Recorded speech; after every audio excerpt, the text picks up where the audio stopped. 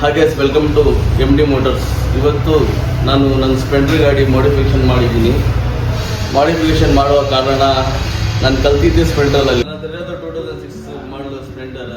ನಾನು ತಗೊಳ್ಳುವಾಗ ಈ ಥರ ಇದ್ದಿದ್ದು ಈ ಸ್ಪ್ಲೆಂಡರು, ನೋಡ್ಬೋದು ನೀವು.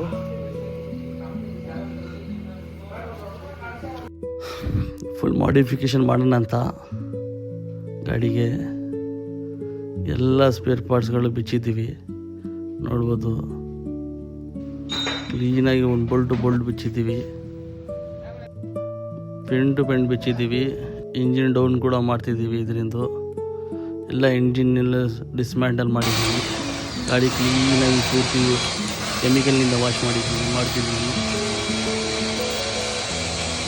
ಒಂಚೂರು ಎಲ್ಲೂ ಪೇಂಟ್ ಮಾಡೋದಕ್ಕೆ ಕೆಮಿಕಲಲ್ಲಿ ವಾಶ್ ಮಾಡಬೇಕಿದು, ಇಲ್ಲಾಂದರೆ ಪೇಂಟ್ ಕರೆಕ್ಟ್ ಆಗಲ್ಲ. ವಾಶ್ ಆದಮೇಲೆ ನೋಡಿ ಹೆಂಗೆ ಪಳ ಅಂತ ಹೊಡಿತಿದೆ. ಸ್ಯಾಂಡಿಂಗ್ ವಾಶ್ ಶುರು ಮಾಡಿದ್ದೀವಿ. ಈಗ ಪೂರ್ತಿ ಸ್ಯಾಂಡಿಂಗ್ ಮಾಡಿ ಎಲ್ಲ ಪೇಂಟ್ ರಿಮೂವ್ ಮಾಡ್ತಿದ್ದೀವಿ. ಆದಮೇಲೆ ಸರ್ಫೇಸನ್ನು ಕೋಟ್ ಮಾಡಿದ್ವಿ ನೋಡಿ.